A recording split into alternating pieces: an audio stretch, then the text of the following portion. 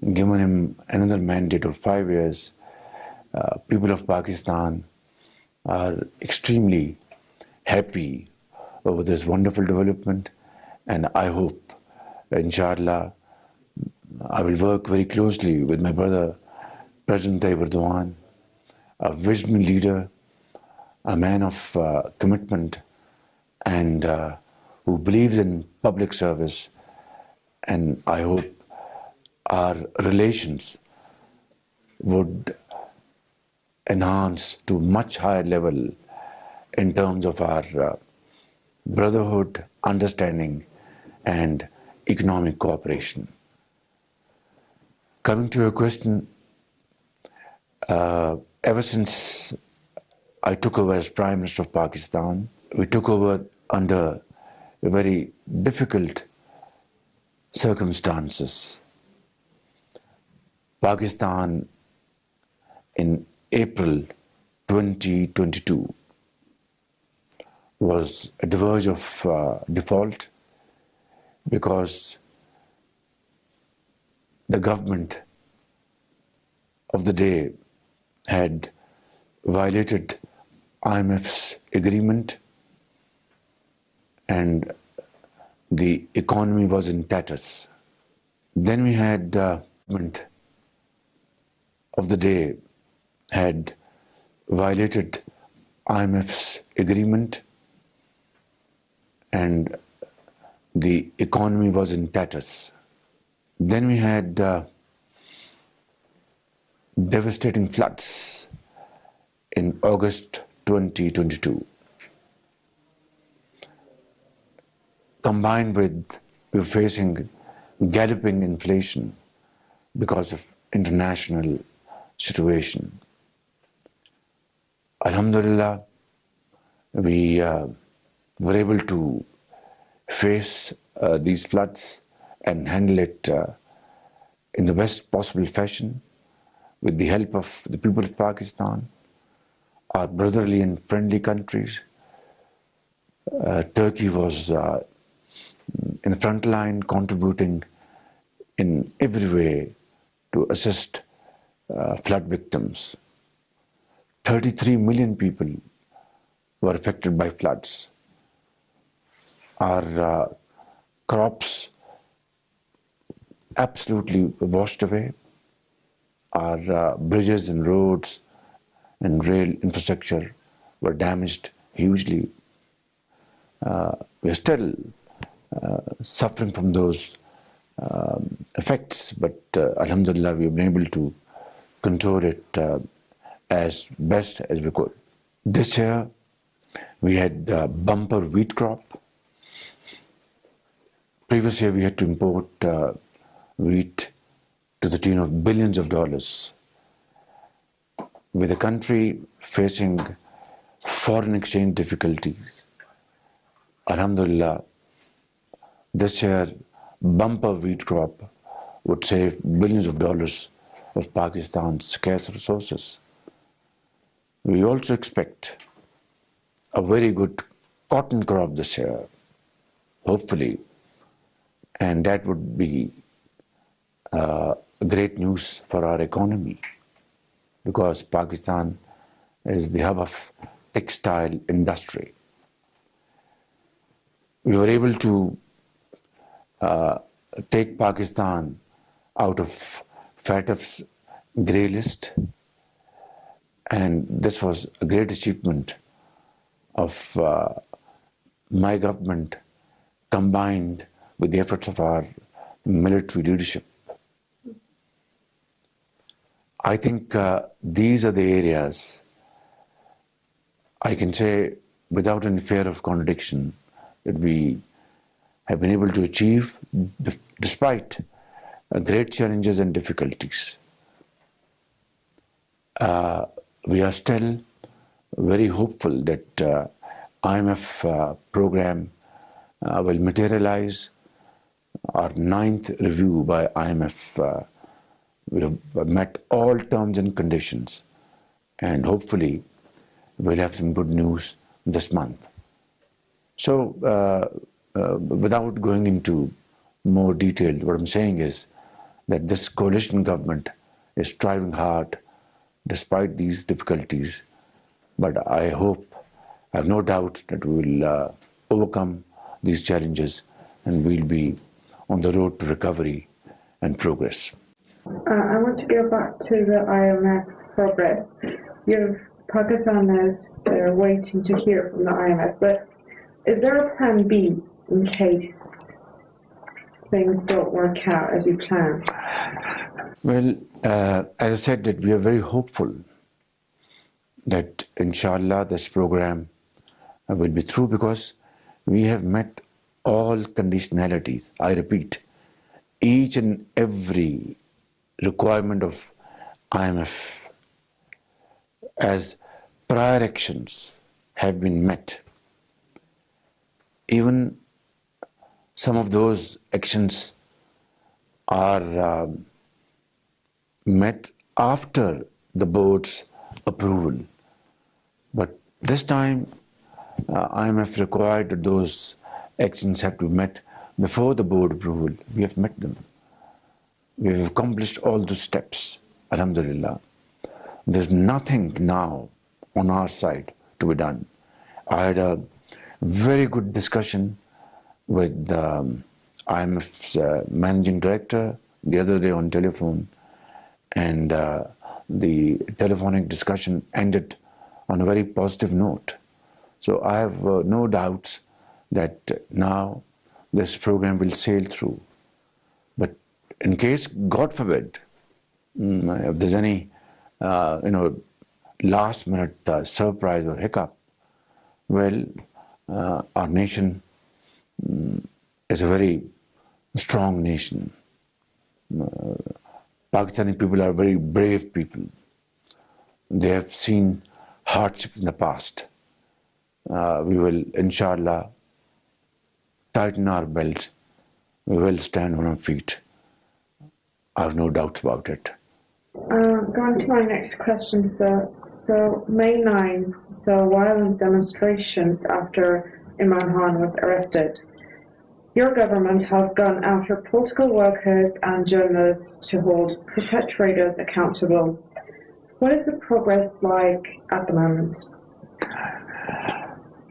First of all, I think I'd like to put this matter in its correct perspective. Imran Khan was arrested on 9th May on no other charge except serious corruption charges of malpractice and wheeling, dealing and corruption. And the law had to deal with this.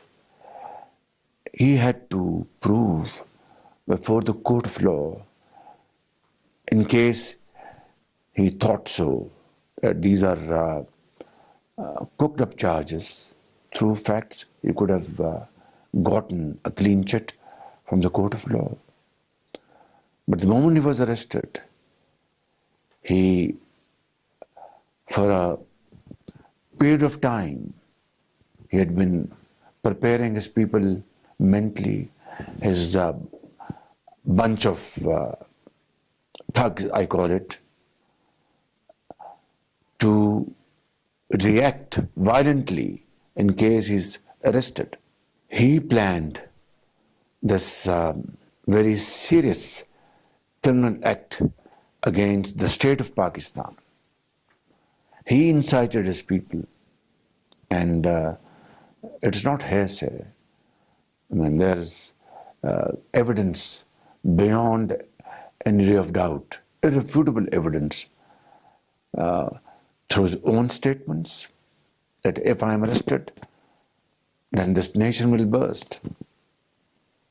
If I am arrested, this will happen. I won't be able to control my people.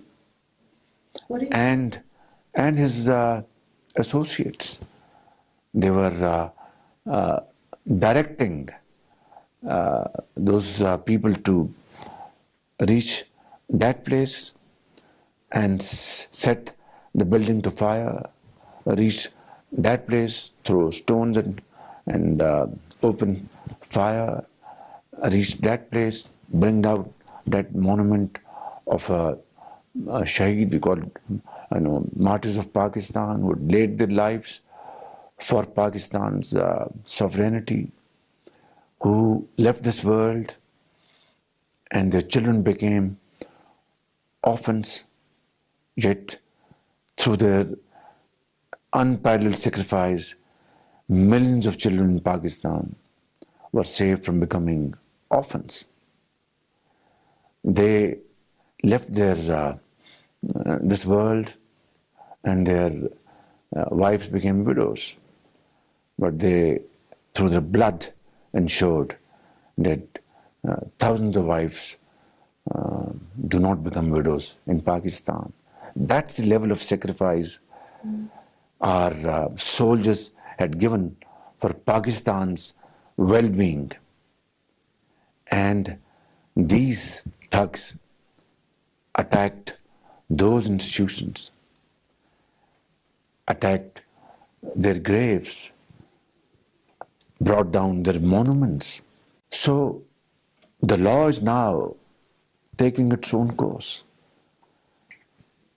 Those people who have attacked civilian installations will be tried under civilian law. And those people who have attacked military installations and desecrated those great institutions will be tried under the Military Act. And this act is in place since 1952, one. And under this act, not only army people are tried, but even civilians who have direct or indirect connection with some criminal act. And under this act, once the judge under this act awards punishment, two appeals lie for the defendant. One in the High Court and then in the Supreme Court of Pakistan. Please tell me what is wrong with this. They have a right to appeal at two forums, judicial forums, High Courts and Supreme Court of Pakistan. Now, drawing a comparison, would any civilized country allow this kind of vandalism against the state, which happened on 9th of May in Pakistan? I just want to cite one example. What happened on 6th of January 2021 in Capitol Hill in Washington. Aren't those perpetrators being tried and given severe punishment so that such an act never happens again in the history of United States? Similarly, under our law, we are trying to do justice so that this act never takes place in Pakistan for the rest of our life. This is the bottom line of this entire process. So please tell me what's wrong with that. I just want to add one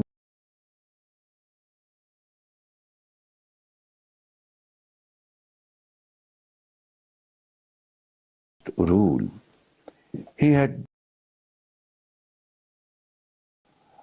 on false allegations, including my brother, Prime Minister Nawaz Sharif, his daughter, my son, myself. And he was focusing only on one thing, how to give severe punishment to opposition leaders. there were no violent protests. Nobody could even think of attacking any institution. Nobody even thought of, in his remotest imagination, to bring down monuments of martyrs. Nobody thought of going to their graves. So I think this is what must be understood and appreciated, that nothing untoward is being done, except the rule of law is being implemented. So your judiciary will bring justice after May 9, is what I understand. I hope so. The rule of law will prevail. So my last question is, Pakistan and Turkey share a quite good brotherly relations ever since. How are you progressing these relations and what are your targets in the future? I'm very hopeful that with this fresh mandate given to President Tayyip Erdogan by people of Turkey is a great opportunity for me and the people of Pakistan to further enhance our relation with our brotherly people of Turkey. Believe me, I always maintain, and I mean it, that our two brotherly countries are like one soul and two hearts. They beat together, they pump together, they feel together. We speak different languages, but we understand what we're saying through our hearts. So I think it's a great opportunity, and I assure you that I'd like to look forward to work very closely with President Tayyip Erdogan to further enhance our economic relations. In solar energy, Pakistan plans to install 10,000 megawatts of solar energy, hydel power projects, and Turkey has great potential, expertise, engineering, and experts. We'll work together and achieve these targets. We'll work together and enhance our trade volume. We'll work together and improve Istanbul-Quetta railroad so that our transportation cost goes down. We make our production more economical and وزیراعظم نے ترکی کے خبر رساں ادارے کو interview دیا ہے. انہوں نے کہا کہ رجب طیب ایردوان کے دوبارہ منصب سنبھالنے پر دونوں ممالک میں تعلقات مزید مضبوط ہوں گے. پر امید ہیں کہ IMF سے تمام معاملات خوش اسلوبی سے طے پائیں گے. مزید انہوں نے کہا کہ ترکی میں توانائی کے ساتھ مختلف شعبوں میں کاروباری حجم بڑھانے کے مواقع بھی ملیں گے.